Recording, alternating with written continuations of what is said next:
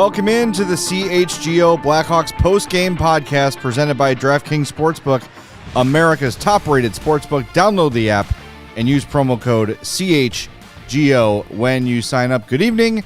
Happy Friday. I'm Jay Zawaski with Greg Boysen and Mario Tirabassi. Hawks win. They beat the Arizona Coyotes 4-3 in overtime at the United Center. Caleb Jones with the overtime winner, just as everyone predicted as overtime began. We're going to get to all of it.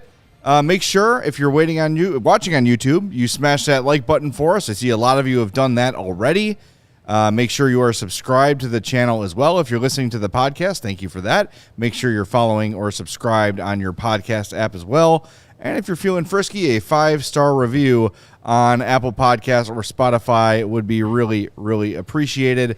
And before we get to tonight's action, fellas, the game itself was secondary to our first ever CHGO Blackhawks takeover, which was massively successful and incredibly awesome. And I'm sure there's some people watching that were at the game with us. What a great time. Thank you for being there if you were there. And hopefully next time we have one, more people will come out. It was just great. Danny Wirtz came by. Yeah. The Hawks PR staff came by. We had the whole little room to ourselves in the Goose Pub. It was a perfect night, and thanks to the Blackhawks and thanks to everybody here at All City who put everything together for us, because it really went off without a hitch. It was wonderful. Yeah, it was an awesome time.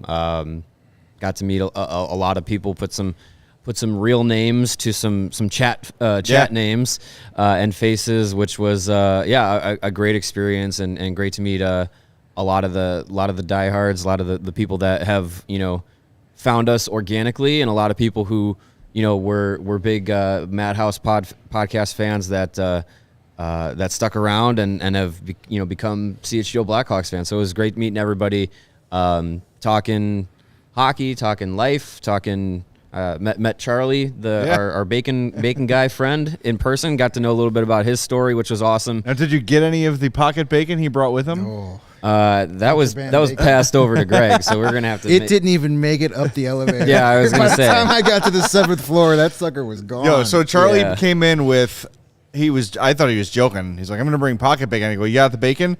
Reaches into his shirt, pulls out a Ziploc bag with a white paper towel in it, and he's like, there you go, take a taste. First hit's free. Well, hold on, where was I for all this? We were hiding. We were only you were probably like, it was probably leg day or Pocket something. bacon is like my middle name. Come on, guys. Yeah, Come on. sorry. No. We didn't want to spoil your 9-foot sub you're going to have later today. You're too in shape for pocket bacon. But it was the Jardiniere bacon. Oh yeah. Oh my It God. was, the unofficial CHGO bacon. I needed a cigarette after eating it. It was delicious. No, but it was just it was it was a a wonderful great time. And I mean, when we say Danny Wirtz stopped by, Danny Wirtz hung out with us for about 20 minutes. Yeah. Just shooting the breeze. We should say hi, Danny, because he's listening. watching. Yeah, he said he He's listens. a which was cool. diehard. By the way, open invitation. Anytime you want to Yes. come sit with us, Danny, anytime. Anytime you want to, address the fans and take some questions off the chat, Danny, the invitation's on the table. You are welcome here at any time. So. Absolutely. We'll also bring the Viet 5 coffee. That's right. And then we'll run through the brick walls. Lawrence can't have any though. But, Keep it away from Lawrence. though. there's so many times, we, the three of us and our production staff, Steven, and everybody here in the office, we're kind of like in a little bit of a vacuum, inside these walls. Mm-hmm. And we know that there's a lot of people out there that interact and they're watching, they're listening, they're reading, but we really don't see it. So a night like tonight where you get to see people and they're genuinely excited to talk to you, which is something that I hope never becomes normal to me. It's weird, but it's really cool. And so to get out there and talk to people and put faces to screen names and Twitter handles, it's just reaffirming that we really do have something special here. Yep. Yeah. And it kind of not that I needed it, definitely didn't need to have the fire reignited, but it definitely now it's it inspires me even more to man, we're killing this, but we could take it to another level. Yeah. Definitely. And I couldn't be more appreciative to the people that showed up tonight, but just anybody that watches, listens. Nights like tonight, you're like, okay, this is why we do this. Yeah, very, very cool. I see James was there. Our friend Bex was there. So many people just came out, and it was great to meet. We've met Bex before. She's at Fifth Third Arena quite often. Yeah. But it was just great to see everybody out there, and thanks everybody for coming. But we know that's not primarily why you tuned in. So we're going to get to the game here. I know anytime the Hawks win, it can have that sort of bittersweet feeling as we're, trying to have the worst record in hockey and compete for Connor Bedard. But let's put that aside for a night. This was a hell of a hockey game. It was fun. From two pretty shitty teams. It was entertaining. Two bad teams put on a decent game. Yeah. And it was a really good crowd tonight. They were great into crowd. it. Yep. Friday, Oreo, man. Yeah, DJ Oreo. Yeah, the place lit. Yeah, he did. It was litty to the max. I believe drip. Was it drip? I don't know. Yeah, Steven, is that what you young kids are saying today? I don't say that. I don't know. Okay. Well, somebody says that. Somebody did. You did. Definitely did. Right. See, I'm with it. On a Friday night in a winnable game, yeah, it was a good turnout. The atmosphere was great. It was interesting. Jay, I don't know if you had this kind of same experience, but taking in a Hawks game as a fan, getting to cheer the national anthem, getting to cheer the goals, like it was a different experience. And it's something that we've all done before many, many times. But after, having basically a full season now worth of time, going to games as media, sitting in the press box where you can't cheer, right, and trying to like dissect the game, in real time, kind of looking at it through a different lens. It was different to kind of go back and be like, oh yeah, like put my fan eyes on and taking the game that way. So that was a lot of fun, and Blackhawks get 2 points over the Coyotes. Not ideal, but at least the Coyotes also got a pity point as well. So you take what you can get sometimes. And it was fun. I know that the goal, I know what the goal of this season is, but you know what? These guys are allowed to win games. These guys are allowed to have fun. You are allowed to have fun as a fan if they win. It's okay. You don't have to feel bad. Like, it was a fun game. We had a very lively section in front of the press box tonight. There was a row, a family, an African American family there. They all had the Black History Month hoodies on, and they were doing. We need to talk about those. They were fantastic. Everything that the Hawks did tonight was top notch to celebrate Black History Month, and how appropriate that their Blackhawks win is bookended by goals by Seth and Caleb Jones on Black History Night. Very appropriate. That's pretty cool. You can't write that any better. But there was a family about 4 rows ahead of the press box, and they were singing and chanting and doing all these fun stuff throughout the whole game. And by midway through the second period, the entire section was singing these new chants. Like it was awesome. It was like every time the Coyotes had the puck, they were singing, "Take that puck away." And then by like pretty much almost the entire section was singing that by the third period. It was awesome. It's like a soccer game. Yeah, it was a lot of energy. Awesome. It was probably one of the best, most energetic crowds of the season. And I would like to say that's because of the CHGO takeover, but the fans got sent home with a victory, and for the most part, that's what everybody who paid for a ticket tonight wanted. Yeah. So okay, we're gonna get to the tank standings later, and people are gonna wring their hands and clutch their pearls. But so what? You know what? It was a fun night. They got to win. This team deserves it when they win. They bust their ass, and tonight was a game that. They could have phoned it in. They were down 2-0 early. Yeah. First shot of the game gets behind Jaxson Stauber. Tough. They're down 2-0. But then as we've seen them, how many times this year have they erased 2-0 leads? Quite often. It's got to be 10 at least. More than I think if you came into this season and you said, how many times do you think this team could come back and tie a game down multi-goals? I would say more often than 3, a guess. Yeah. And they did it like 3 times in the first 4 games. Yeah. So never count them out. Yeah. I mean, we're going to get to the guys, but, Seth Jones, first time since being with the Blackhawks, he's got goals in back-to-back games. He's feeling it. He's been feeling it for a while. He sure is. And if you look at some of the post-game quotes, Luke Richardson comparing him to singing his praise. Victor Hedman. Yeah, it wasn't a direct comparison. I don't want people to freak out. Seth Jones is Victor Hedman. But he basically said Seth Jones is making plays. He's becoming a complete 200-foot defenseman and exactly what your number 1 defenseman should be. And says he is, when you watch Victor Hedman, he's so calm and knows and smart and knows when to pick his spots, and Seth Jones is starting to emulate that. Here's something to put a pin in for the offseason. Luke Richardson's impact on Seth Jones as a coach, right? And we can look back at the guys he's he's played under before, but none of them have the resume as a hockey player that Luke Richardson has, and as a defenseman. And I wonder what that relationship is like, because Seth has been, honestly, it feels like since he got the All-Star nod, it like lit something in him. Yeah. Like, I didn't deserve this, so I'm going to go deserve it.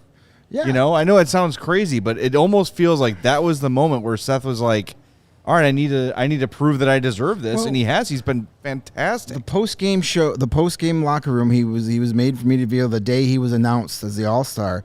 And Ben Pope, a friend of the program, asked him, like, so, you know, what do you think about, you know, every team getting a representative? And he's kind of like, oh, what are you trying to say, Ben? What do you mean? Smiling, like, you're saying that's the only reason I'm going.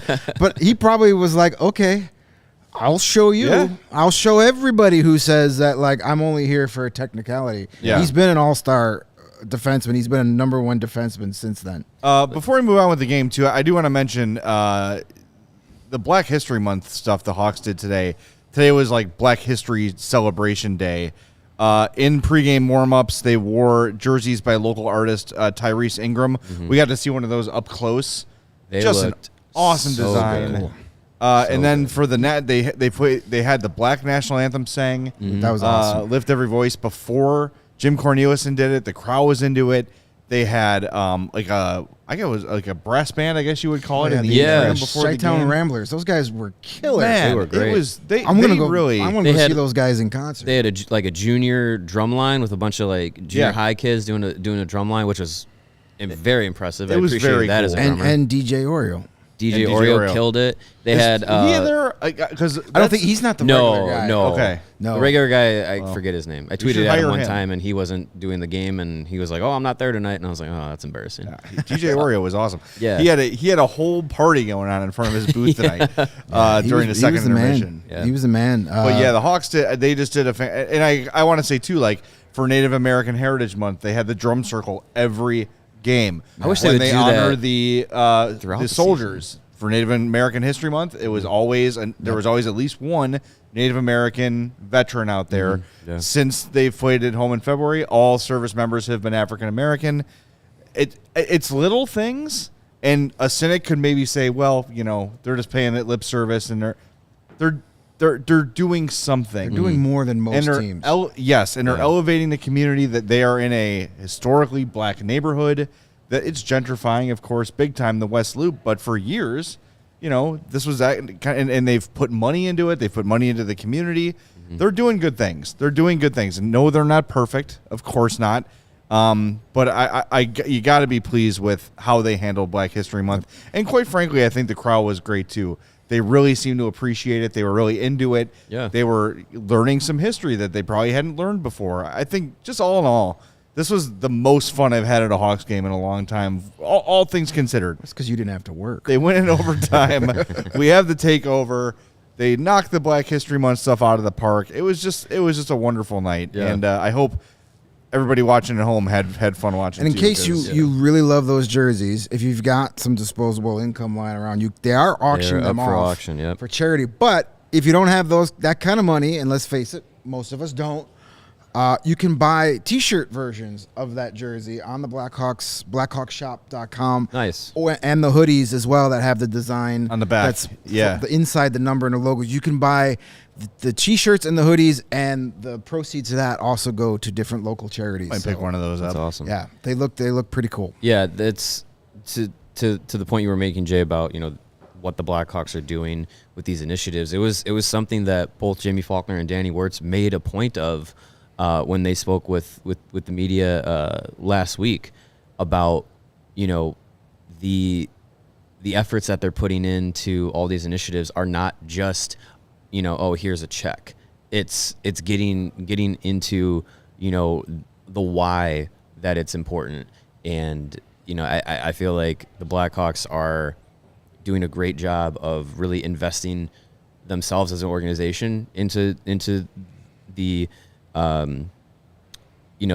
into the community and into those different initiatives that really matter to them. Yeah. And the players have the leeway to do that as well, which is great. And they had said that there have been times where players have said, hey, this is important to me. Can the organization be involved in that? And they've done that. So it's great to see the team kind of going above and beyond what we've seen, like you said, Greg, what other teams have even done. Right. It's not just wearing a warm-up jersey. It's why are we wearing it? Yeah. Who was it designed by? What does the design mean? That's all very important. They had the artist who did the jersey tonight. He was down in the locker room tonight. He got presented with, the first time he saw it was presented to him by Luke Richardson in the coach's office. That's awesome. They had the jersey. He came into the locker room and then met the team and they explained the design. That's something that they take pride in too, is when they do these things, they educate the team. So the team wants to be involved more. They don't just say, oh, by the way, this is the jersey you're wearing in warm-ups tonight. Right. Go for it. You know, they have at the beginning of the season, they had members from the Native American community in the locker room explaining different things, giving them history lessons. Some of these kids, they come into an NHL team, they're rookies, they don't know anything about Black History Month, depending on where they're from. It's not, a focal point or Native American. Mackenzie Entwistle, kid from Ontario. What does he know, about Illinois tribes, the history of the Illinois tribes? Not a thing. Right. It's not his fault. He's not from here. Right. He doesn't have any parents to teach him about exactly. I was waiting for it. I was setting him up. There was the softball. But so they do a really good job, and I'm looking forward to it. Their Pride Night coming up in March. Danny Wirtz even said on Monday that, you think we did a good job last year? We're gonna go even more this year. He's very excited about it. Nice. And I'm looking forward to that. I believe that's March 26th. Yep. That will be a fun game to be at. That's for damn sure. All right, we should get to the game. We've been kind of getting there and not getting there, but first we're going to tell you about our friends at FOCO. Chicago, you've already got the best coverage of your favorite teams right here at CHGO, so get fitted out in the best sports gear around.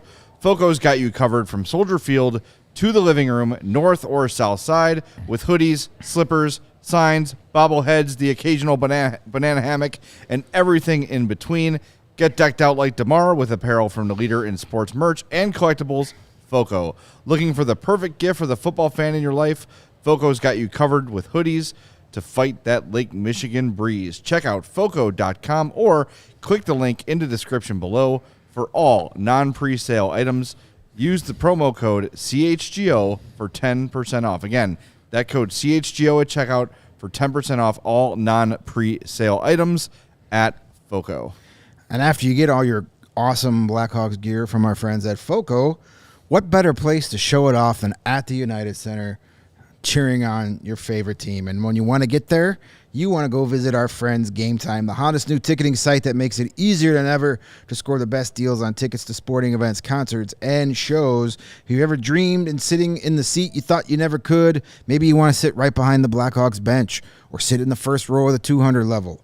Well, Game Time is where you can make that possible. The biggest last-minute price drops can be found on the seats you thought you could never buy. You will not find a better deal on Chicago Blackhawk tickets this season, and there are only 3 home games left until the March 3rd trade deadline. Not saying anybody's getting traded, but chances are someone's getting traded, and maybe it's your all-time favorite player. Maybe you only have a couple of times to see Sam Lafferty play in a Blackhawks uniform.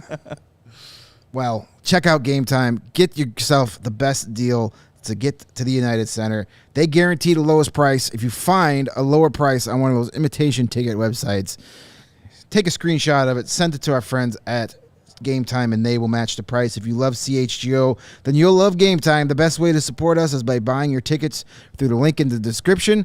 As you scroll down and you're smashing that giant thumbs up for us, you'll see the link to buying Blackhawk tickets right there in the description. If you're listening on Spotify, Apple, your favorite podcast connoisseur, the description, you'll find the link as well. Join over 15 million people who have downloaded the Game Time app and score the best seats to all your favorite events. All right, we've got 47 likes right now in the YouTube page, and we're only halfway through the show. Not even, really. Let's try to get that number up tonight. Let's really aim high. We've got 2 extra spins already for the Tankathon, so we'll have at least 3.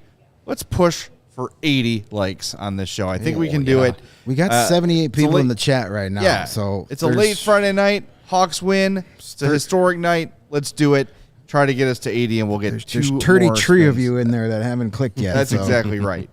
So, all right, to this game, a little more in depth. I want to take a moment to talk about Andreas Athanasiou. I think you can guess who our king of the game might be. That dude had himself a game.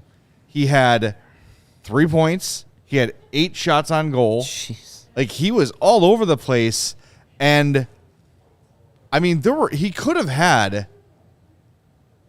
probably 3 goals in this one. Yeah. Like, he was right there for a bunch of them. And I love there was one moment, too, where he had end of a shift, kind of a partial breakaway, and just blasted it from, like, right into the blue line. Like, why not? He was feeling it. And, you know, I don't know if some of these guys are starting to feel like, hey, maybe I could find myself on a contender here if I really elevate my in the game. building tonight. Yeah. Lots of opportunities to stand out. There were a couple rumored dudes playing their balls off, and another guy was Jake McCabe. We'll get to him in a little bit. Well, that's just how he plays. He plays that way all the time, but man, did he look like he was... Andreas Athanasiou, if he could play like this between now and that March 2nd game, that trade value is going to go way up. There's no doubt. With that dude on your third line against third pairing defensemen, you know. I was on Winnipeg Sports Talk today just chatting about, you know, they play the Jets tomorrow. What is that, like a name drop? No, I just said humble brag. Oh, humble brag. Okay. You were on the one Winnipeg radio station today. I'm only going to brag if I'm on Ched. But they were just sort of asking about, like, well, who are some of the other Hawks that, if it's not Kane or Taves, that people should be eyeing? And Domi, Athanasiou, Sam Lafferty, Jake McCabe, like, these are all guys that can help out contenders, right? And for the teams that don't land that big, high-profile, you know, superstar name, you could really improve your team bringing in a Domi, Athanasiou, McCabe type guy.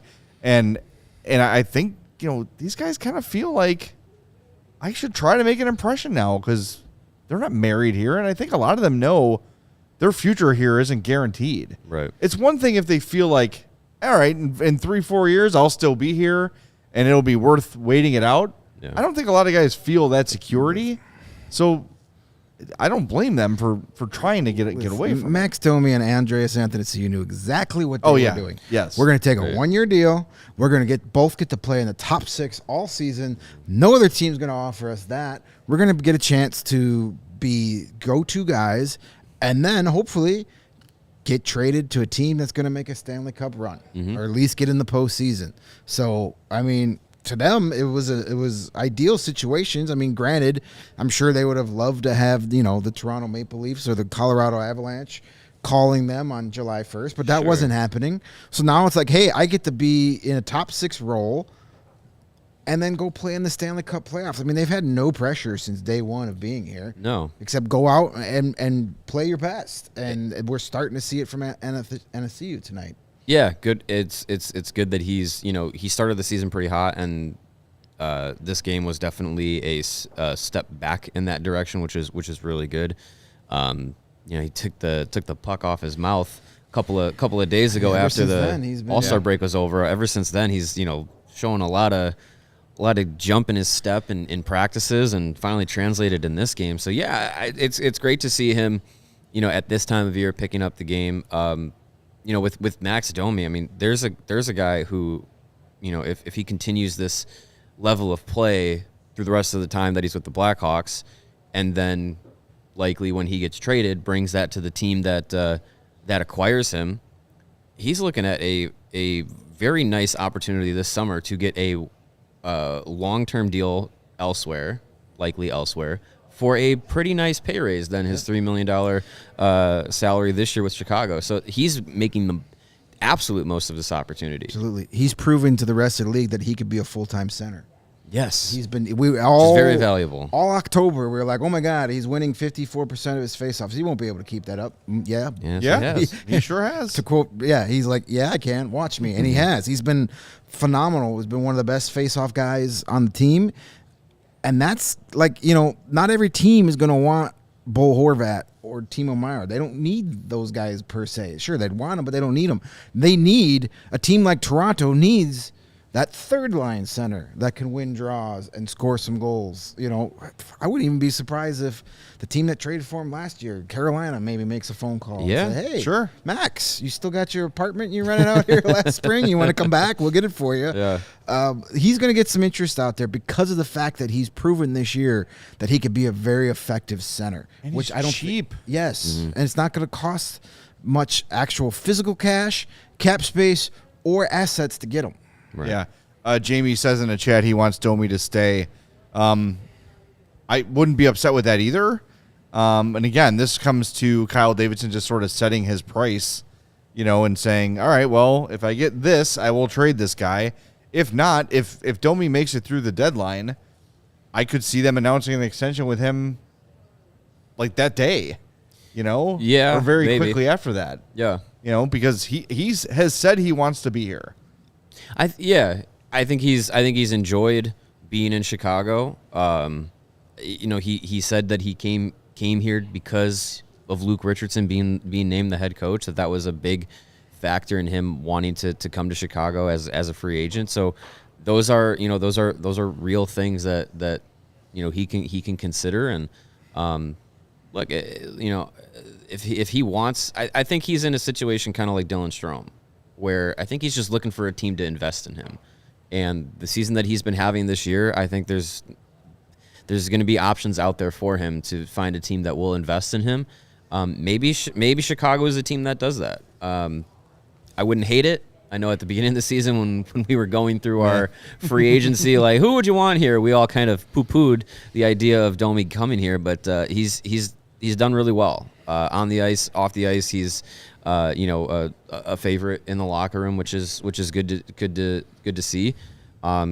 So yeah, if he's not dealt because the market didn't reach the price that Kyle Davidson was not willing to, or was only willing to take, then that's the case. And if he wants to stick around, I wouldn't hate it.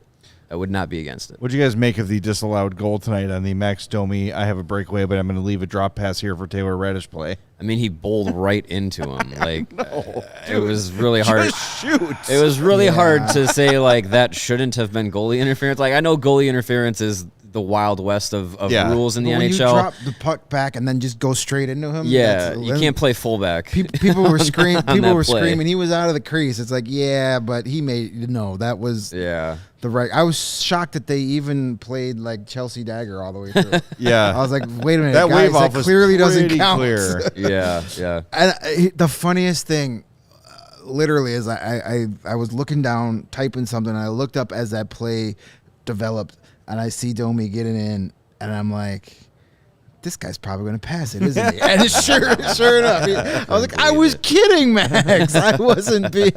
No one's going to predict a drop pass. That's correct. I mean, yes. Yeah, the drop pass, take out the goalie combo has never failed. It's also never counted, but it's never failed. Yeah, that was quite the play, but that was a Max Domi special. Yeah, definitely. B. Lam asks us in the chat who will be the first to be traded, which leads us nicely into our poll question for today on YouTube. Do you believe this was Patrick Kane's last home game? Steven, what do our results look like so far about halfway through the show here? Right now, it is overwhelmingly no. So it's 73% of the vote is saying no. Okay. And that's with 74 total votes. Yeah, I don't think it's his last home game. He hasn't even waived his clause yet, so I can't imagine it being like, I waived my clause and I'm traded, unless... waive your clause. So I know a lot of people I had are... a beer 6 hours ago. My bad. I know, his comments today about the Rangers trade, and a lot of people right away are like, well, the Rangers got Tarasenko, so Patrick Kane's not going to get traded anyway. There are other teams besides the Rangers that want Patrick Kane, and there are other teams Patrick Kane would go play for besides the Rangers. So we're going to get to this in the final segment of the show. Yeah. We'll get to Kane's comments today and share our thoughts on it. But, yeah, I saw someone in the chat say Davidson's not trading anybody. Just settle down. Of course. I'll give you one guess who said that. Yeah, I was going to say. I saw who said Luke that Richardson comment. said today that he was King of told in the the first, second, and third interview by Kyle Davidson that he's going to be trading people. Yeah. It's happening. Yeah. It's going to happen. It's look, he Hell, can't. we might even get traded by the deadline. Seriously, he can't trade those two until they say, trade me. Right. It's very simple. Yeah, I've gotten a lot of comments like, oh, he's just going to let him walk for nothing. He's not letting him do anything. He can't trade him until Patrick Kane says trade me. He would have traded them October 1st if they said trade traded him me. on the draft. Right. Yes, I'm sure he was hoping that in the back of his mind and say, well, if I get rid of Dylan Strome and I get rid of Alex DeBrincat and I get rid of Kirby Dach and I don't bring back Dominic Kubalik, they're going to be like, get me the hell out of here too. You would think. But they didn't. So, yep. You would think so. Another guy that stood out in this one, we should mention, by the way, Seth Jones, you did earlier, but back-to-back goals for the first time as a Hawk. I thought that Connor Murphy played really well in this one. Aggressive offensively, really pinching in. And I was watching the scoreboard. How in the hell, and this is not a criticism so much as more of a fluke, for a guy who plays as much as Connor Murphy plays, how does he only have 2 assists? Oh, yeah. How is that possible? because the forwards aren't good at scoring goals. Look, fellas, if the 3 of us went out there and each played we wouldn't have 2 assists 20 minutes a night For 50 games. you would think that like a forward would steal the puck from us You would and think. score at some point. Well, the thing is, when Connor Murphy's on the ice, 90% of the times he's in his own zone. Right. He doesn't Yeah. get a whole lot of offensive time. The offensive abilities of Connor Murphy are not his selling point. But yeah, to your point, Jay, like That's difficult. It's He's got 5 goals and 2 assists. It's almost like he's trying to lower I the think a assist lot of it rate. also has to do with his style of play. He's not the guy that's carrying the puck up the ice. Apologies. No. Connor Murphy had an assist tonight. He's got 3. In your face, Oh, Zawaski. 3. He got 50% more assists tonight than Yes. boy. Yeah, Than he started I with. saw that. I was like, is that right? He's only Yeah. got 2 assists. That's unbelievable. And DP Crow says, I can't believe there hasn't been more trade talk around Connor Murphy. There hasn't been any specific, but it doesn't mean it's not happening. Like, think about the trades that have Right. been made. We never heard about Sam Lafferty. You hear about the really high profile ones because for places like TSN or, Daily Faceoff, and frankly for us, the big name headlines, they garner Sure. more interest.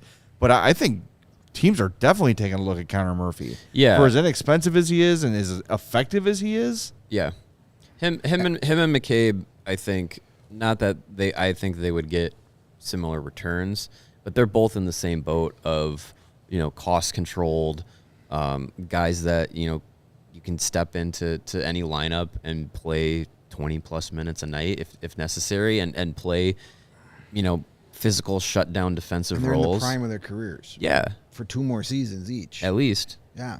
And Connor Murphy has proven that he could stay healthy this year, which is something we had concerns about. And I'm sure Yeah. a lot of GMs had concerns about, especially the way his season finished last year. We weren't sure. But he hasn't missed any time yet this year, knock on wood. I think that's wood. Press sawdust. Close but enough. It's wood at It's IKEA. imitation wood. It works enough. Yeah, and same for McCabe too, coming off of knee surgery the summer before, or the summer before he came to Chicago, and then spinal surgery this season. Jake McCabe could get hit by a train and he'll be back in 3 days. Yeah. And Yeah. keep the puck. Yeah, so it's been good to see that they've been able to both keep their health and yeah, I think they're both guys that any team that needs to shore up their defensive group should definitely be looking at. And the returns or the potential trade packages to get those guys, they're starting to go up as we get closer and closer to the deadline. Like, teams are going to start to get a little bit more desperate, and at least in the case of McCabe, it seems like ever since it started to become a little bit more realistic of his name popping up in trade rumors, it went from like, oh, you might be able to get like a second for McCabe. Now it's like a second plus. Now it's like you might be able to get a first and a prospect for Jake McCabe. Like, okay, thank you. Reminds me of Brendan Hagel last year. Yep. When he first came in the rumors, you were like, sure, maybe if we get a second-round pick and a prospect. And then there were the talks of, he can garner a first-round pick. We're all like, that's insane. Right. And then 2 first-round 2 picks. and 2 prospects. And NHL players. Yeah. Well, One and a half. Hey, no, let's be fair. Boris Kachuk was really good tonight. He's right. He was good. He could have had a goal tonight. He had an assist. Yes, he was very noticeable for the right reasons tonight. Yeah. If I'm gonna knock him, I've got to give him credit when he has a good game. That first period might have been the best period of his season. All right. It's a low bar. It was a good time to have it. Clear, sure. But he cleared it. He tippy-toed right over it. Somebody in the chat also asked what was the over-under on first-round picks the Hawks acquire at the trade deadline. I think they set it at 1.5. Yeah, it was Jake. He says if the over-under on first-round picks acquired at the deadline by the Hawks is 1.5, are you guys betting the over or under? I'm going over on that. First-round picks for this year or total? I think just total. First round picks acquired total. I would say I'm going this over. Deadline. I'm going over. I think it's going to be at least 2. I'm hoping for the over. I'm going to hope for the best and prepare for the worst. I don't know. If Kane goes, Under. that's a first. Does McCabe maybe gets a first? I don't think you move him without a first. Yeah, I wouldn't. You don't move not him at this without point. one, no. Nope. Do you? I don't see Jonathan Taves getting a first. No. I don't know. So if Can you he get don't back on the ice? Yeah, I mean, update on Jonathan Taves. He was at the game tonight. We saw him in the tunnel. He was leaving the tunnel with Drew Jarkera after, so he was there. He's still alive. I saw him with my own 2 eyes. Did he have 7-Up and saltines? No, he looked good. He was, dressed to the nines and ready to go home and do whatever he does on a Friday night. Hopefully nothing too crazy. A kale smoothie and a nice bedtime. That sounds great. And some warm milk probably. So he's probably not going to travel. He skated today on his own after practice. They said he wasn't going to go with the team to start the trip, but could join them on the trip. I re-listened to the actual quote from Luke today, and he says he was going to skate after practice on his own after the Coyotes morning skate, and then they were going to see how he feels. Mm-hmm. Likely wouldn't do the travel tonight because they were traveling right after the game tonight. But said he would probably then meet up with them in Montreal or Toronto, whatever the first game of that. What is it? Montreal? I think it's Montreal. Ottawa? Yeah, Montreal, Ottawa, Toronto. So he would meet them in Montreal on Monday for that practice, possibly. I don't know. So he's going to skip his hometown visit. Well, maybe somebody on my Twitter said he's not going to Winnipeg because he's afraid they'll leave him there. They might. Yeah. Here's Bijan with a trade proposal. Even though we did this show already, Bijan, come on. He says McCabe 50% retained and Lafferty to the Leafs in exchange for Nyes, a first, and a future mid-round pick. Yes. I'd make that trade. Done. Mm-hmm. Yeah. I'd make that trade. Yep. I don't think the Leafs do, but was it Keith Yandel that was suggesting? He suggested Matthew Nyes and a first-round pick for Jonathan. Or no, not Matthew Nyes. Nick Robertson and a first-round pick for Jonathan Taves. Sure. Done. I mean, I don't know. Nick Robertson had some bad injury. First-round pick for Jonathan Taves and maybe a healthy Nick Robertson. I would just stop at the first-round pick. Yeah, just if first. You want to toss That's when we talked to Jesse from DNVR. He said a first. Yep. Done. That's it. I'll trade Jonathan Taves for a first-round pick and be happy with it. Yeah. I'd be happy with it. So we got a lot of that stuff to talk about coming up. So why don't we do our 4 stars of the night, and then we can get into what Patrick Kane had to say today.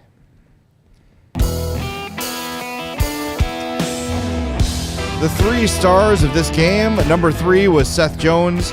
A goal, 26-23 of ice time, 6 shots on goal, 4 hits, and 3 block shots. That is a $9.5 million defenseman playing like a $9.5 million defenseman. Mm-hmm. If he can play that way for 82 games, he'd have 82 goals, which would be great. But you know what I mean. Probably a Norris Trophy. If he could have that kind of an impact on a nightly basis, worth every penny. He's your number 3 star. Your number 2 star, Andreas Athanasiou, 1 goal, 2 assists, 8 shots, and 12 shot attempts. Oof. And your number 1 star of the game, Caleb Jones with the game-winning goal, 4 shots on goal of his own, 17:09 of ice time. A lot of Hawks with some really solid performances in this one. My 4 star, and I stole him from Mario, did it early, Jake McCabe. Look, it was a very Jake McCabe game, but if you've got the game on the DVR, go watch the third period. About midway through the third, Jake McCabe gets freight trained, knocked over, gets up and maintains control of the puck. Then, other side of the ice, it happens again, keeps control of the puck. Then at the end of a play, he lays a guy out, knocks his stick out into the air. It was just a Jake McCabe-iest period of all time. That was actually the last shift of regulation. It might have been. Because it might have been. I was like, don't get a penalty heading in the overtime. Don't get a penalty. Yeah. I think that was the last shift of regular. And Jake McCabe had a breakaway tonight. How often do you see that? He did. And it didn't look awful. He had some speed. Boris Tkachuk and Jake McCabe with breakaways on the same night. What a weird game. Yeah, I mean, just overall, a really solid game for McCabe as always. Had an assist. He was a +1, 20-25 of ice time, 4 shots on goal for him, 2 hits, 3 takeaways, and a block shot. The guy's a stud, and if anything less than a first, I'm not happy with. No. Sorry, he's not a guy you trade for the sake of trading. No, but if somebody makes it worth your while, then yeah, you make it the deal. He's a player that if the deal isn't there, he still serves a valuable purpose on this team. He's not a guy I'm necessarily shopping, but I'm listening to. Yeah, exactly. Blow me away. Yep. Yeah. Speaking of defensemen who had really good games, my 4-star goes to the aforementioned Connor Murphy. Connor Murphy had that amazing 3rd assist of the season. Almost 20 minutes to play, 4 shots on goal, 5 shot attempts, 2 hits, a takeaway, 2 block shots. It was a Connor Murphy type of game. Fun stat of the night, Blackhawks had 44 shots on goal. 20 of them came from defensemen. Nice. Hey. Ian Mitchell was the only defense without at least 1 shot. Seth Jones had 6. Murphy and McCabe and Caleb Jones all had 4 shots on goal, and Jack Johnson had 2 shots on goal. So I'm guessing it's going to be Ian Mitchell watching in the press box when Jared Tenorti returns.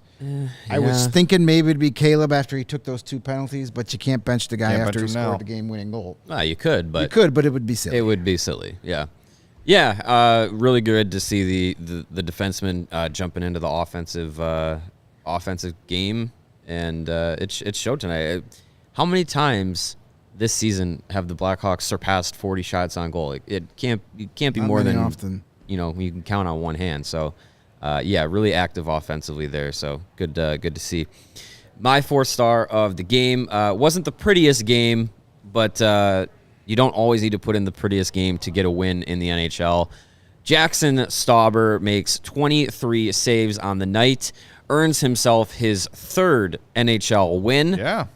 In his 3rd NHL start. That's a 100% winning percentage, if my math serves me right. All he does is win. He is undefeated in the NHL, and I think that would be a good way to end a career as undefeated in the NHL if he wanted to. George Costanza, leave on top. All right, I'm out of here. Ben Pope tweeted that he is the first Blackhawks goalie in team history to be 3-0 after his first 3 starts. Hey. There was some debate while waiting to get in the locker room. Charlie and a couple of the other guys were like, that can't be right. And Ben was like, nope, I did the research. He was like, I went to Northwestern. He was like, it was Gil Maloche and quote some other guy, and then Jaxson Stauber were the only 2-0s. Yeah. So I'm looking forward to next year's Hawks history piece for this week. Jaxson Stauber became the first Blackhawk in Hawks history. Don't think I don't have that in my notes. Right? Be sure to credit Ben Pope, though. I will. There you go. He did the work. He put in so Jaxson Stauber, man. I mean, this is a kid that was the backup in Rockford 3 weeks ago, and now he's 3-0 in the NHL. Hey, and after a slow start to the game, really battled back. And how about the splits he did in the 3rd, too? Yeah. That was a full split. Without some of his efforts tonight, this is a loss, which I think some people may have enjoyed more, but hey, get a win sometimes. He had a couple big saves early in that overtime too, where he had to come across to his right. Yeah. He talked to us after the game, and it's just, you look at Jaxson Stauber, I'm like, God, you are a child. You are so 23, young. 22? He doesn't even look that. That's when I see Clayton. I don't think he's shaved yet. When I see Clayton Keller, like when they were showing him at the All-Star game, like, does this kid win a contest? I'm like, that's Clayton Keller. Look, okay. It's Clayton Keller, who's been in the son. Clayton Keller, who's been in the league for 7 years. I know. Yeah. He looks like he's 6. But Stauber was, asked about, hey, you gave up a goal on the first shot you saw. And his credit, he says, you know what, I can't worry about that. Shot's gone. I can't get it back. I can only focus on the next shot. And, he credited his defensemen for doing a good job of cleaning out rebounds and boxing out guys, tying up sticks. So when he did, there was the second goal, or was it the game-tying goal where he kind of was slow getting to a rebound and I got swept up to Bukestad. But for the most part, he credited his defensemen, as most goalies will do. But good for him, man. I mean, this was a kid that nobody ever thought he was going to play in the NHL this year, if ever. Or ever, right? Or if ever, yes. Yeah, and he's done everything he's asked. He came back from an eye injury earlier in the season. And but the interesting thing, we have Jamie saying, poor Soderblom, Arvid's doing fine. He's getting his act back together, and Luke Richardson was asked at morning skate today about, hey, with Jaxson Stauber playing as well as he is there any chance we're going to see Arvid Soderblom again? And he said, no. He left the door wide open, saying, yeah, we're probably going to get him back up here at some point this year. He just said he needed to get his confidence back. He wasn't playing with his confidence, and then he had the injury, and he's now starting to get rolling. So, they're definitely, I don't think Jaxson Stauber has surpassed Arvid Soderblom on the organizational depth chart. It's been a nice run. We saw a little bit tonight where you're kind of like, oh, okay, there's the AHL goalie, but he made the big saves when he had to, and congratulations on being the first Blackhawks goalie in team history, almost 100 years of hockey, to go 3-0 in his first 3 starts. It's unreal. It sounds like an unbelievable stat, but I trust him. It's almost Pope. 100 years old. Yeah. That's crazy. All the great goalies we've had in his franchise history, and he's the first. By the way, another Ben Pope note on this game: 19,007 people in the building. Yeah. Just shy of a sellout, as Sean Connery finishes my comment here. Just sellout. Shy of a sellout. Loud, and he points out a lot of noticeably new fans. We've noticed that a lot. This season, because you get a lot, like you said, a lot of the "Let's Go Blackhawks," which is not the chant, but welcome to the game. We're glad you're here. We're glad you're enjoying yourself. But when the team sucks, it's an opportunity for people to try for the first time. And it's Steven, his first ever Hawks game. I was just going to bring tonight. that up. I didn't realize that you guys already knew that. I know. I have sources. You got man. intel. My sources told me tonight was your first. It's a great experience, hockey game. though. Yeah. First Hawks game, it was a lot of fun. Got to see a lot of goals scored. Got an overtime winner. I cannot complain at all. And you're going to remember this, because I don't think you remember the White Sox game we were at this summer. He didn't have to work that night. We'll just leave it alone. It was at peak that. athletic performance. That's what that was. Yeah. That was impressive. That was my first impression of you. I'm like, respect. All right, it's time for the DraftKings King of the Game. You're never going to guess who it is. That's right. Number 89 himself, Andreas Athanasiou. 1 goal, 2 assists, +2, 16-10 of ice time. Tickets did you have tonight? I only had 1 beer. 1. 8 shots, Before 4 the more game. shot attempts. 188. And he was With great. the 1 boot. Probably the game of his life. was a So great congratulations to Double A on a fantastic game. And hey, speaking of DraftKings, you might want to download that app in time for Sunday's big game. Use that code CHGO when you sign up. Yeah, DraftKings Sportsbook is an official sports betting partner of Super Bowl 57, and it has all the Super Bowl action you need. New customers can bet just $5 and get $200 in bonus bets instantly. Plus, all customers can get in on the Super Bowl 57 excitement with DraftKings Happy Hour Super Boosts. Check the DraftKings Sportsbook app every day between 5 p.m. and 8 p.m. Central to see which prop bet will be boosted. Download the DraftKings Sportsbook app now. Use the code CHGO. New customers can bet $5 on Super Bowl 57 and get $200 in bonus bets instantly only at DraftKings Sportsbook with code CHGO. Minimum age and eligibility restrictions apply. See the show notes for details. And it is Thursday. Oh, show 4. It's more show 4. technically.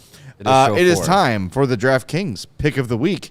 And we're going to hand it over to Mario because he Yes. doesn't suck as bad as the other rest of us do at this. Hey, I'll take it. Yeah, so there is a big football game on Sunday. If you haven't noticed. XFL opener, right? Yeah. USFL is back again, Nice. so that's a big deal. Bring on the Blitz. Yeah, it's Philadelphia and Kansas City taking on each other in Super Bowl 57. One prop bet, I don't know, prop bet, specialty bet, whatever you want to call it, that DraftKings has is the pick your squares for any quarter, which is a lot of fun. You don't have to, randomly select a square. I mean, you could randomly select it if you want it on the app, but this allows you to pick specifically the team and the score. So I'm looking here. They have 100 options, as there would be. I'm looking for, realistic, but also, good value. I am going to go. This is any quarter score. So any quarter can finish with this score. I'm going to go Eagles 7, Chiefs 4 at plus 750. That's the end of the analysis. I am just going to go with that. So that could be plus 750. So that could be for 4 and 7. That could be 14-7 at the end of the first quarter. 24-17 for the Chiefs and Eagles. Yep. That's a very tempting bet. Eagles score would have to end in 7. Chiefs score would have to end in 4. Plus 70 on the old DraftKings app. Oh, plus 70. Plus 750. I'm sorry. Okay, yeah. Plus 750 on DraftKings. I will place that bet. Some of those combinations are like plus 1,000, plus 2. I think the highest one is like plus 9,000. Yeah. I think it's 8 and 2 or something like that. I just closed it. Yeah, but it's 28-12, 28-22. Yeah. Do you guys follow the Scoregami account on Twitter? No. It is fascinating. So it is an account that tracks all the unique scores in the NFL, and whenever there's like a unique score that has never happened before, it will tweet out like, that's a Scoregami, and it's like the Jaguars beat the Browns 18-11, and that's the first time it's ever happened in the NFL where a score has been 18-11. It's fascinating. I love need that. to find account. it. Yeah. Well, at first I had to learn how to spell it. Score. Yeah. Which you should be able to spell. Never heard of it. And then Agami, I believe. Scoregami. I think so. This is fascinating for listening for everybody, so just hang in there. Keep smashing that like button for us. We'd appreciate it. But yeah, I know we gave out last show our own picks. I don't know if the square I picked lines up with my pick. I don't remember. I don't remember my score. But I like it. But yeah, it's gonna be fun. It's gonna be fun. Fun weekend. All the wings in fun my weekend. belly. We got a late night game tomorrow. Yep. And then Super Bowl Sunday. Yeah, we can leave straight from a post-game show right to our Super Bowl parties. There you go. Yeah. All right. Hashtag Patrick Kane. Hashtag trade rumors. Hashtag not the Rangers. All right. Hashtag Leafs if forever. you've not been paying attention today, Patrick Kane addressed specifically the Vladimir Tarasenko trade. We've got some audio here. This is via the Twitter of the great and handsome Phil Thompson. Patrick Kane kind of letting us a little bit behind the curtain here. We'll let him speak for himself. If things are going to happen, I mean, that was a team that I was definitely looking at. So, yeah, it seems like they kind of filled their void and went ahead and made a deal. It is what it is. So there it is. That's a flat out acknowledgement of him wanting to potentially go to the Rangers if he was traded. Well, then waive your trade clause there, pal. That's the thing. Yeah. And I look, I'm not mad at Patrick Kane. I just want to. What I'm trying to do is like prevent the fire from breaking out. If for whatever reason they can't trade Patrick Kane, if he waits too long and teams are like, I can't wait for Patrick Kane to make up his mind. We've got to address our needs. We can't just wait until 5 days before the deadline. You can't really be mad at Kyle Davidson if that's what happens. You can't. Or if the return's not as great, because teams like the Rangers or whoever have already gone and, like Patrick Kane said in his own words, filled that void. Yeah.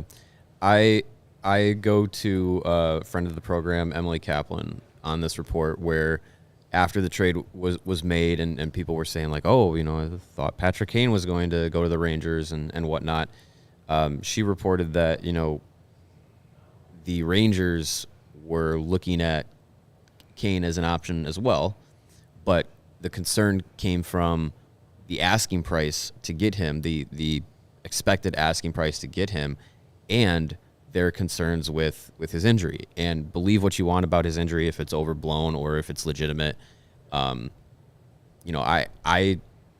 feel like the league, the word is getting out more and more about what this injury could be.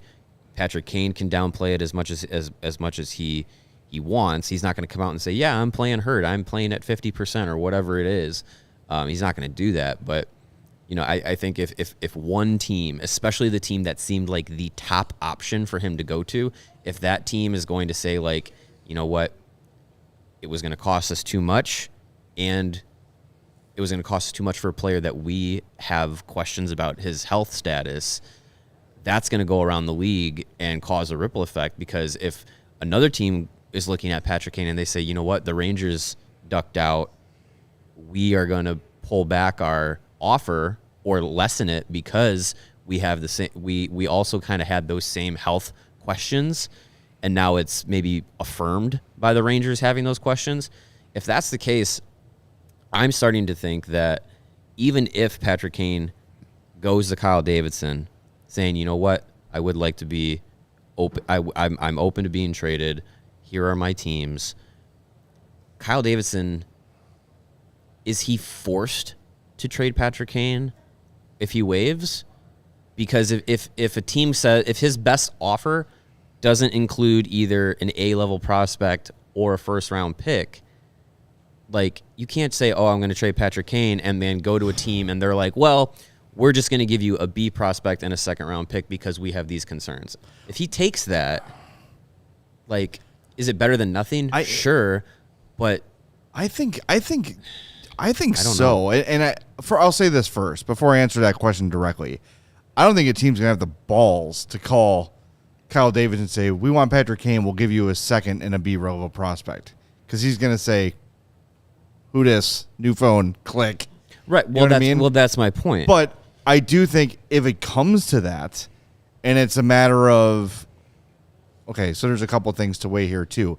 Because if Kane says he wants to be traded, you assume that a conversation's also happened with Pat Brisson, his agent, and the conversation's been had about his willingness level to return also. So if he thinks, okay, I don't love the offers I'm getting here for Patrick Kane, I can hold on to him and bring him back for a year or two, okay. I don't think you can let those guys walk for nothing. I don't think you can. Like, I know it's, we've talked about, like, setting your limits and not giving in to less than you think these guys are worth, but you're about to lose two pillars of your franchise for nothing otherwise. Yeah, that's a tough pill to swallow for the fan base. That's a far worse look, letting both of those guys leave for nothing in the offseason than not getting your first-round pick for Patrick Kane. Right. That's a far worse look. Just to go back to the injury thing, obviously I think there was some concern. There is concern out there. I personally think the Rangers were more worried about waiting and missing out on everybody, and Patrick Kane saying, no, that's cool, I don't want to get traded, and then they're stuck with nobody. So they went out and got the guy that's available now. And yet, they're concerned about this injury. Patrick Kane said today, I feel better than I did last season. I had a pretty good season last year. You could take that with a grain of salt. Production's not there, so people are going to doubt it. Well, because he's playing on garbage lines compared to last year. Sure. But you put him on that Rangers line with Zibanejad and Panarin, and all of a sudden that hip injury is not a problem anymore. Maybe. So that's the funny thing that the Rangers, okay, legitimate concerns about his hip, and then they go trade for a guy that's had nothing but injury problems the last couple of years. Yeah, he's been healthy this year. Yeah, but he's got a bum shoulder. He's one check into the boards away from getting hurt again. Sure. He's got a far worse injury history than Patrick Kane has ever had.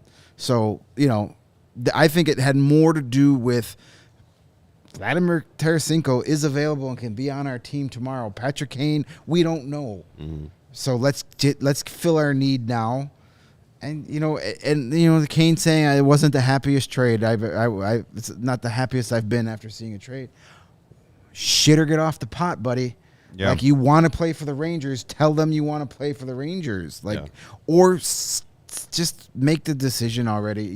He's earned the right Of course. To take as much time as he wants, but for the love of Christ, please make a decision for my sanity. I know it has not. I know he doesn't give a rat's ass about my sanity, nor shall he. But it's just every day, and then every day he's going to talk and he's going to mention a team again. I think he's trolling us at this point. Tarasenko, by the way, scored in his debut at the Rangers. Yes, he did. 2 shots on goal, 3 more shot attempts, and a hit. Hey, how would you like to be Mika Zibanejad these days? It'd be nice. First of all, you've got amazing pass, drive. That's it. You've got amazing hair. You're a good-looking guy. You've got millions of dollars in the bank account. You look to your left, there's Artemi Panarin. You look to your right, there's Vladimir Tarasenko. Pass either way and get to the net. Now, what they should do, the Rangers, is trade for Domi, because they know the passes will be there for that line all day. He's looking to pass constantly. He could play for one of his dad's former teams. By the way, something I forgot that I remembered after listening to 32 Thoughts today. Before the Hawks signed Panarin, Tarasenko went to the Blues and said, "You should sign this kid." And they said he's too small. Yeah. Well, St. Louis sucks. Yeah. Well, they did kind of get the last laugh. They did beat the Hawks and Panarin in the first round of the playoffs. No one remembers that. No. It happened. No one outside of St. Louis. That's when I scratched Troy Brouwer's name off the Stanley Cup. He scored that goal in Game 7. Well, there's a couple scratched off, so just had to do another one. No, a couple of them were erased permanently. Yeah. Well, this Kane and Taves stuff is going to go on until it's over, and we're going to stay on it as best we can. Well, and it's after midnight, so it's only 20 days now. Yeah, we're all sort of counting those days down. And I got the indication speaking to Danny Wirtz today that he kind of the same boat we are. Kind of like, I don't know. Yeah, I don't know when this stuff's going to happen. Yeah, it's really only Jonathan Toews and Patrick Kane know what they want to do. Yeah. And if you listen to them, they might not even truly know yet what they want to do. And it's crazy to think that they've had at least a year to kind of contemplate this coming to this juncture in their career of, do I want to stick around when this team sucks, or do I want to move on and try to continue to play for contending teams? They're taking it right down to the wire. So, which is, they're right. All right, it is time to get to the tank standings and spin the wheel. 1 like away from 80, too. One like away. Someone smashed that like button. Come on. Love of God. Let's get to 80. All right, let's take a look at the tank standings. Let's get to 81, huh? Marian Hossa. All right, the Blue Jackets still on top in the tank standings with 34 points in 52 games. The Hawks second with 37 points in 50 games. Anaheim with 40 points in 53. Arizona 41 and 52, and the Sharks with 43 and 53. So we're going to go to tankathon.com. We've got 4? We got 1 default spin. We've got 2 did banked. Just get our 80th like. And how many did I promise if we got 80? 2 more? 2 more. So we have up to 5 spins. Up to 5, but of course, if the Blackhawks win, we stop. We stop when the Hawks get the number 1 pick. All right. So here we go. Spin that wheel. Oh, hell no. Okay. No. St. Louis, Arizona, Columbus. No, we won't be doing that. Tankathon heard us talking. Blocked, reported for spam. Yeah. Reset. Spin number 2. Spin it again. Columbus, Ottawa, Chicago, Anaheim. Nope, don't like that either. Ooh. Steven, be better. Come on, man. Columbus, St. Louis moves up 6 spots. Chicago. BS. Tankathon heard us talking about the Blues, and Alexa was listening. Yeah, I was gonna say, they're like our phones. Yeah. All right, that's Tankathon 3. is always listening. Oh, God, this sucks. Come on. Columbus, Philly, Chicago, Anaheim. No. Why? How come when the Hawks were first, they never got number 1, and now won it 3 Columbus is times. getting Right. I call malarkey. Yes. Is this number 5? This is the last one. Yep. Come on. Let's end on a high note. Screw you, Blue Jackets. Columbus won it 4 times. Yeah, well, you know what? Ohio can't Vancouver, bet on the Super Chicago, Bowl, so in your no. face. All right, fine. One more. Ain't going out like this. We'll go into Anybody but Columbus. We're going into our personal stash. All right, this is the last one. Last here, guys. one. Anyone but Columbus. For all the marbles. Ooh, right, it's not Montreal. Columbus. Not anybody but Could you imagine? Ooh, boy, that would be something. Montreal, Chicago, Columbus, Anaheim. They At least would- it's not St. Louis. They would have Caulfield, Suzuki, and Bedard. They're so tiny, but They they'll would have score had- a lot of They're going goals. to win 100 But to hey, 80. that's their two draft lotteries in a row. They can't win it again for another 5 years. Yeah, but I think they're okay if they get Bedard. Maybe they'll talk themselves out of it like they talked themselves out of Shane Wright. Yeah. There you go. They'll get Fantilli number 1, and the Hawks were number 2. He's right there. That That'd works. be great. Speaking of which, Fantilli had a goal tonight. Failed to mention, Frank Nazar made his season debut for the University of Michigan. I just tweeted it is a highlight from Scott Wheeler. I put it on the CHGO Blackhawks account. Nazar is on a partial breakaway, then makes a between the legs pass to his I can't tell who it is, to his winger, and they almost score. It is just a glimpse of what Frank Nazar has to offer offensively. No points for Nazar, but the fact that he's playing is awesome. Adam Fantilli had a goal, and he got kicked out for fighting. I saw that. Automatic ejection when you fight in the NCAA. It's a rivalry game, Michigan State. And 2 top 20 teams. Gavin Brindley had 2 goals. Yeah, That's Brindley. a guy that Keep your eyes we on. should be watching for maybe that Tampa Bay pick later in the first round. He had 2 goals, the game-winning, and an empty netter. So, Brindley, also a small guy. yeah, but he can bite your face off. Can I need to say something. I took my daughter today to a toddler function at our local library. It's just an open playtime thing.